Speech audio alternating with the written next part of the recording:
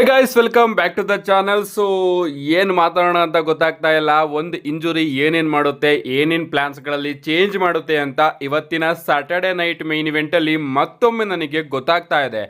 ಯಾರಿಗೆ ಇಂಜುರಿ ಆಗಿದ್ದು, ಏನೇನೆಲ್ಲ ಆಯಿತು ಇವತ್ತಿನ ಸ್ಯಾಟರ್ಡೆ ನೈಟ್ ಮೈನ್ ಇವೆಂಟಲ್ಲಿ ಅಂತ ಸಂಪೂರ್ಣ ಮಾಹಿತಿನ ತಿಳಿಸ್ಕೊಡ್ತೀನಿ. ವಿಡಿಯೋ ತುಂಬಾ ಇಂಟ್ರೆಸ್ಟಿಂಗ್ ಆಗಿರುತ್ತೆ. ಬನ್ನಿ ವಿಡಿಯೋನ ಶುರು ಮಾಡೋಣ.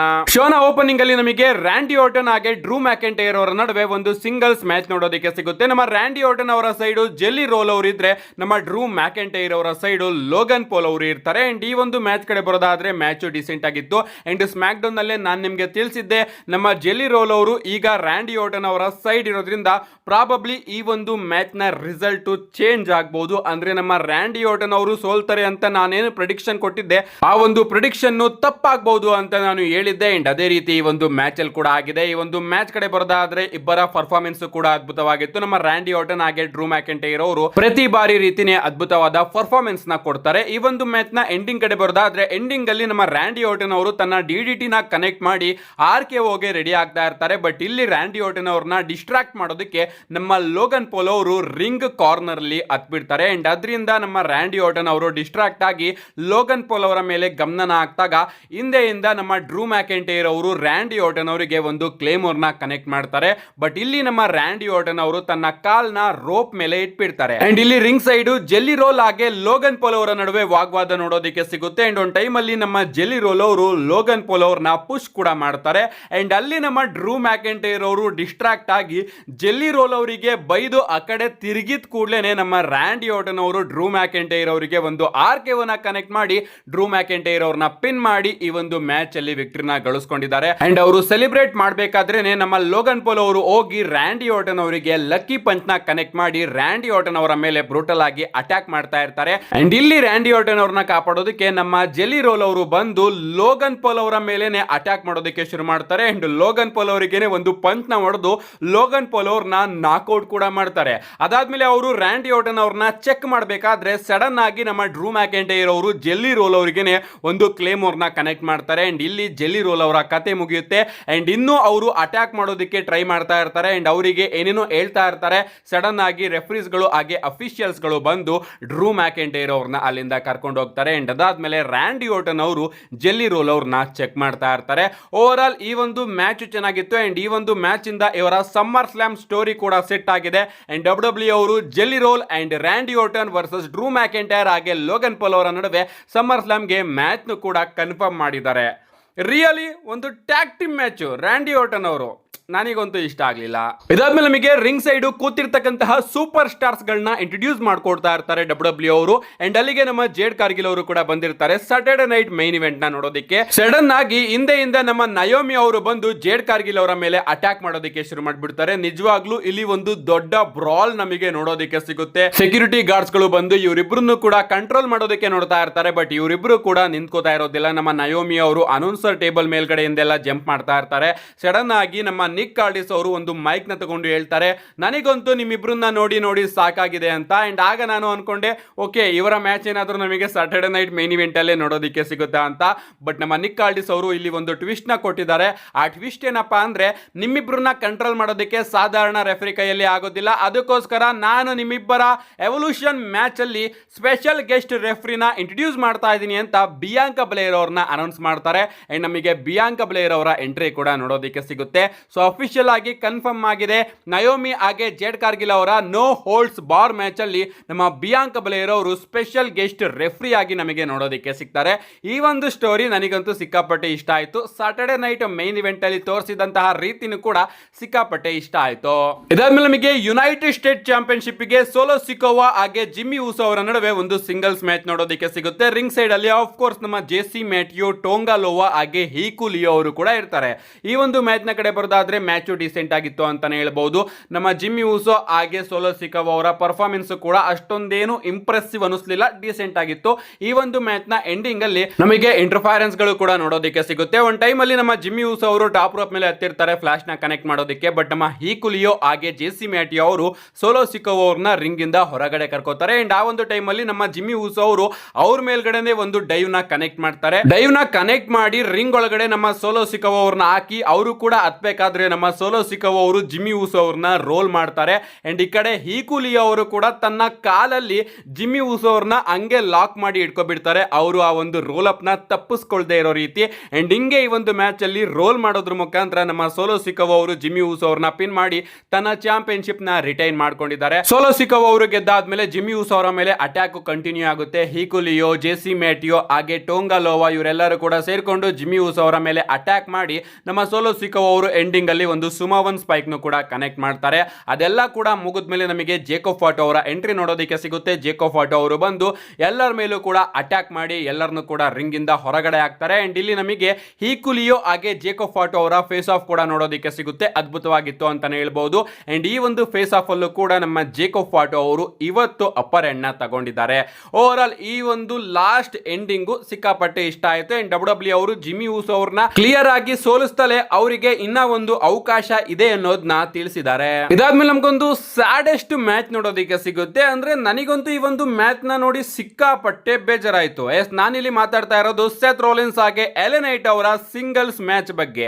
ಎಂಟ್ರಿ ನಮಗೆ ನೋಡೋದಕ್ಕೆ ಸಿಗುತ್ತೆ. ರಿಂಗ್ ಸೈಡ್ ಅಲ್ಲಿ ನಮ್ಮ ಪಾಲ್ ಎಮಿನ್ ಅವರು ಕೂಡ ಇರುತ್ತೆ. ಮ್ಯಾಚ್ ಕೂಡ ಡಿಸೆಂಟ್ ಆಗಿ ಪ್ರಾರಂಭ ಆಗುತ್ತೆ. ಇಬ್ಬರು ಕೂಡ ಅದ್ಭುತವಾಗಿ ಪರ್ಫಾರ್ಮ್ ನ ಮಾಡ್ತಾ ಇರ್ತಾರೆ. ಅಂಡ್ ನಾನು ನಿಮ್ಗೆ ತಿಳಿಸಿದ್ದೆ ಈ ಒಂದು ಮ್ಯಾಚ್ ಅಲ್ಲಿ ಒಂದು ಟ್ವಿಸ್ಟ್ ನಮಗೆ ನೋಡೋದಕ್ಕೆ ಸಿಗಬಹುದು. ಆ ಒಂದು ಟ್ವಿಸ್ಟ್ ಏನಪ್ಪಾ ಅಂದ್ರೆ ಈ ಒಂದು ಮ್ಯಾಚ್ ಅಲ್ಲಿ ಶಾಕಿಂಗ್ಲಿ ನಮ್ಮ ಎಲೆ ನೈಟ್ ಅವರು ಗೆಲ್ಬಹುದು. ಹಿಂಗೆ ಡಬ್ಲ್ಯೂ ಅವರು ಎಲೆ ನೈಟ್ ಅವ್ರಿಗೂ ಕೂಡ ಪುಷ್ ನ ಕೊಡಬಹುದು. ಸೊ ಹಿಂಗಾದ್ರೂ ಮಾಡಿ ನಮ್ಮ ಎಲೆ ನೈಟ್ ಅವರು ಗೆಲ್ತಾರೆ ಅಂತ ಹೇಳಿದ್ದೆ. ಬಟ್ ಈ ರೀತಿ ಗೆಲ್ತಾರೆ ಅಂತ ನಾನಂತೂ ಎಕ್ಸ್ಪೆಕ್ಟ್ ಮಾಡಿರಲಿಲ್ಲ. ನಾನಲ್ಲ, ಯಾರು ಕೂಡ ಎಕ್ಸ್ಪೆಕ್ಟ್ ಮಾಡಿರೋದಿಲ್ಲ. ಈ ರೀತಿ ಗೆದ್ದಿದ್ದು ನನಗೆ ಚೂರು ಕೂಡ ಇಷ್ಟ ಆಗಲಿಲ್ಲ. ಇವನ್ ಈ ಒಂದು ಮ್ಯಾಚ್ ನ ಇಡ್ಲಿಲ್ಲ ಅಂತಿದ್ದೇನೆ ಚೆನ್ನಾಗಿರೋದು ಅನಿಸ್ಬಿಡ್ತು. ಯಾಕಂದ್ರೆ ಈ ಒಂದು ಮ್ಯಾಚ್ ನ ಎಂಡಿಂಗ್ ಅಲ್ಲಿ ನಮ್ಮ ಸೆತ್ ರೋಲಿನ್ಸ್ ಅವರು ಎಲೆ ನೈಟ್ ಅವರಿಗೆ ಒಂದು ಸ್ಪ್ರಿಂಗ್ ಬೋರ್ಡ್ ನ ಕನೆಕ್ಟ್ ಮಾಡೋದಕ್ಕೆ ಹೋಗ್ತಾರೆ. ಮೊದಲನೇ ಬಾರಿ ಅವರು ಕನೆಕ್ಟ್ ಕೂಡ ಮಾಡ್ತಾರೆ. ಅಂಡ್ ಎರಡನೇ ಬಾರಿ ಉಲ್ಟಾ ಕನೆಕ್ಟ್ ಮಾಡೋದಕ್ಕೆ ಹೋದಾಗ ಅವರು ಸರಿಯಾಗಿ ಲ್ಯಾಂಡ್ ಆಗೋದಿಲ್ಲ. ಅಂಡ್ ಅವರ ನೀಯಲ್ಲಿ ಸ್ವಲ್ಪ ಏಟ್ ಆಗುತ್ತೆ. ಅಂಡ್ ಇದರಿಂದ ನಮ್ಮ ಸೆತ್ ರೋಲಿನ್ಸ್ ಅವರು ಹಂಗೆ ಬಿದ್ದೋಗ್ಬಿಡ್ತಾರೆ. ಇದಾದ್ಮೇಲೆ ನಮ್ಮ ಸೆತ್ ರೋಲಿನ್ಸ್ ಅವರು ಪಾಲ್ ಎಮಿನ್ ಅವ್ರನ್ನ ಕರೆದು ಸ್ವಲ್ಪ ಹೊತ್ತು ಮಾತಾಡ್ತಾರೆ. ಅಂಡ್ ರೆಫ್ರಿ ಕೂಡ ಎಲೆ ನೈಟ್ ಅವ್ರನ್ನ ದೂರ ನಿಲ್ಸಿರ್ತಾರೆ. ಇದಾದ್ಮೇಲೆ ಡಾಕ್ಟರ್ ಕೂಡ ಬರ್ತಾರೆ ಸೆತ್ ರೋಲಿನ್ಸ್ ಅವ್ರನ್ನ ಚೆಕ್ ಮಾಡೋದಕ್ಕೆ. ಅಂಡ್ ಸೆತ್ ರೋಲಿನ್ಸ್, ಡಾಕ್ಟರ್ ಹಾಗೆ ಪಾಲ್ ಎಮಿನ್ ಇವರೆಲ್ಲರೂ ಕೂಡ ಮಾತಾಡ್ತಾ ಇರ್ತಾರೆ. ಅದಾದ್ಮೇಲೆ ನಮ್ಮ ಸೆತ್ ರೋಲಿನ್ಸ್ ಅವರು ತಾನಾಗೆ ಎದ್ದಿ ಬರ್ತಾರೆ. ಎಲೆ ನೈಟ್ ಅವರು BFT ನ ಕನೆಕ್ಟ್ ಮಾಡಿ ಸೆತ್ ರೋಲಿನ್ಸ್ ಅವ್ರನ್ನ ಪಿನ್ ಮಾಡಿ ಈ ಒಂದು ಮ್ಯಾಚ್ ಅಲ್ಲಿ ವಿಕ್ಟರಿನ ಗಳಿಸ್ಕೊಂಡಿದ್ದಾರೆ. ಸೊ ಸೆತ್ ರೋಲಿನ್ಸ್ ಅವರಿಗೆ ಗೊತ್ತಾಯ್ತು ಅನ್ಸುತ್ತೆ ನಾನು ಈ ಒಂದು ಮ್ಯಾಚ್ ಅಲ್ಲಿ ಕಂಟಿನ್ಯೂ ಮಾಡೋದಕ್ಕೆ ಆಗೋದಿಲ್ಲ ಅಂತ. ಅದಕ್ಕೋಸ್ಕರ ಖುದ್ದಾಗಿ ಅವರೇ ಎದ್ದು ಬಂದು BFT ನ ಕನೆಕ್ಟ್ ಮಾಡಿಕೊಂಡು ಈ ಒಂದು ಮ್ಯಾಚ್ ಅಲ್ಲಿ ತನ್ನನ್ನ ತಾನು ಸ್ಯಾಕ್ರಿಫೈಸ್ ಮಾಡೋದ್ರ ಮುಖಾಂತರ ಎಲೆ ನೈಟ್ ಅವ್ರನ್ನ ಗೆಲ್ಸಿದ್ದಾರೆ.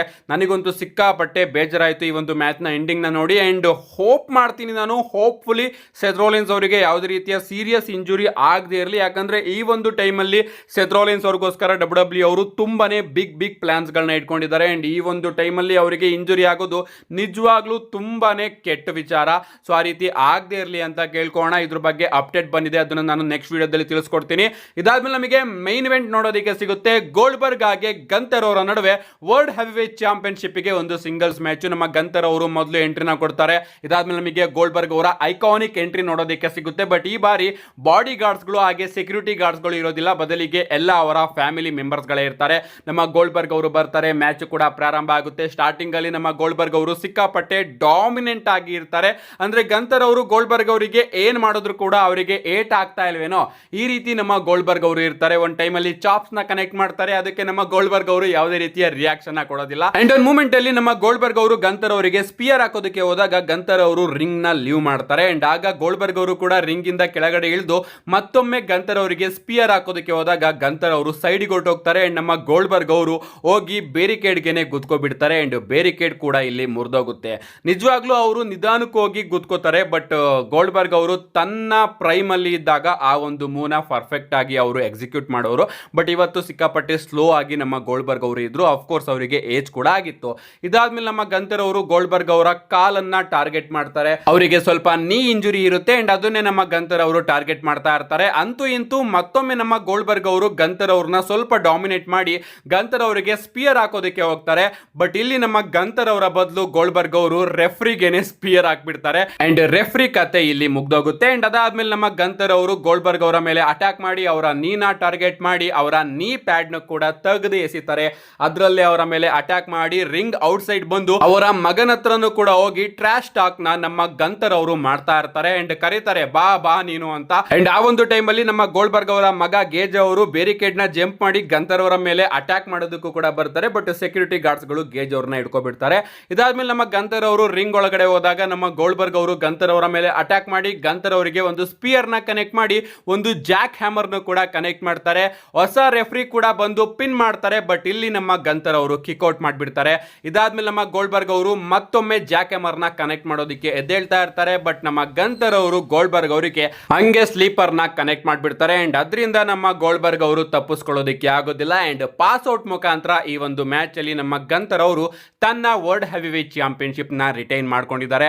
ಇದಾದ್ಮೇಲೆ ನಮ್ಮ ಗಂತರ್ ಅವರು ರಿಂಗ್ ನ ಲೀವ್ ಮಾಡ್ತಾರೆ. ಅಂಡ್ ಗೋಲ್ಡ್ಬರ್ಗ್ ಅವರ ಫ್ಯಾಮಿಲಿ ರಿಂಗ್ ನ ಹತ್ತಿ ಗೋಲ್ಡ್ಬರ್ಗ್ ಅವರು ಒಂದು ಸ್ಪೀಚ್ ನು ಕೂಡ ಕೊಡ್ತಾರೆ. ಅವ್ರು ಹೇಳ್ತಾರೆ, ಇಷ್ಟು ವರ್ಷ ನಿಮ್ಮ ಸಪೋರ್ಟ್ ಇಂದ ನಾನು ಇಲ್ಲಿಗೆ ಬಂದಿದ್ದೀನಿ ಅಂಡ್ ನಿಜವಾಗ್ಲೂ ನಿಮಗೆ ಎಷ್ಟು ಥ್ಯಾಂಕ್ಸ್ ಹೇಳಿದ್ರು ಕೂಡ ಆಗೋದಿಲ್ಲ, ತುಂಬಾನೇ ಧನ್ಯವಾದಗಳು ಅಂತ ನಮ್ಮ ಗೋಲ್ಡ್ಬರ್ಗ್ ಅವರು ತನ್ನ ಲಾಸ್ಟ್ ಮ್ಯಾಚ್ ನ ಡಬ್ಲ್ಯೂ ಅಲ್ಲಿ ಮುಗಿಸಿ ಒಂದು ಸ್ಪೀಚ್ ನು ಕೂಡ ಕೊಟ್ಟಿದ್ದಾರೆ. ಅಂಡ್ ಇಷ್ಟೊಂದು ಕೆಟ್ಟ ಫೇರ್ವೆಲ್ ಯಾರಿಗೂ ಕೂಡ ಮುಂದೆ ಡಬ್ಲ್ಯೂ ಕಂಪನಿಯಲ್ಲಿ ಸಿಗಬಾರ್ದು ಅಂತ ನಾನು ಆ ಭಗವಂತನಲ್ಲಿ ಪ್ರಾರ್ಥನೆ ಮಾಡ್ಕೊಡ್ತೀನಿ. ನಿಜವಾಗ್ಲೂ ಗೋಲ್ಡ್ಬರ್ಗ್ ಅವರ ಲಾಸ್ಟ್ ಮ್ಯಾಚ್ ಈ ರೀತಿ ಇತ್ತಾಗುರು ಯಪ್ಪ, ನನಗಂತೂ ಸಿಕ್ಕಾಪಟ್ಟೆ ಬೇಜಾರಾಯ್ತು ಇದನ್ನ ನೋಡಿ.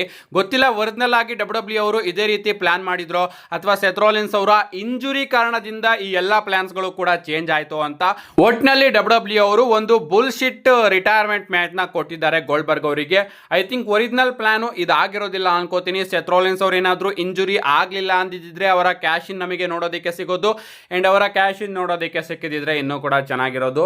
ಒಂದು ರಿಟರ್ನ್ ಕೂಡ ನಾವು ಎಕ್ಸ್ಪೆಕ್ಟ್ ಮಾಡ್ತಾ ಇದ್ವಿ. ಬಟ್ ಇಂಜುರಿ ಆದಾಗಲೇ ಗೊತ್ತಾಯ್ತು ನಮಗೆ ಆ ರಿಟರ್ನ್ ನೋಡೋದಕ್ಕೆ ಸಿಗೋದಿಲ್ಲ ಅಂತ. ಏನೇ ಆಗ್ಲಿ ಗೈಸ್, ಸಿಕ್ಕಾಪಟ್ಟೆ ಬೇಜಾರಾಯ್ತು ಇವತ್ತಿನ ಸಾಟರ್ಡೆ ನೈಟ್ ಮೈನ್ ಇವೆಂಟ್ ನ ನೋಡಿ.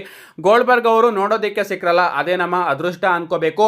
ಅವರಿಗೆ ಡಬ್ಲ್ಯೂ ಅವರು ಸರಿಯಾಗಿ ಫೇರ್ವೆಲ್ ನ ಕೊಟ್ಟಿಲ್ಲ. ಅಂಡ್ ಸೆತ್ ರೋಲಿನ್ಸ್ ಅವರಿಗೆ ಇಂಜುರಿ ಕೂಡ ಆಯಿತು, ಅದಂತೂ ನನಗೆ ಸಿಕ್ಕಾಪಟ್ಟೆ ಬೇಜಾರಾಯಿತು. ಅದಕ್ಕೋಸ್ಕರ ಇವತ್ತಿನ ಸಾಟರ್ಡೆ ನೈಟ್ ಮೇನ್ ಇವೆಂಟ್ ಗೆ ನಾನು 2 ಸ್ಟಾರ್ ನ ಕೊಡ್ತಾ ಇದ್ದೀನಿ. ನಿಜವಾಗ್ಲೂ ಐ ಆಮ್ ಡಿಸಪಾಯಿಂಟೆಡ್.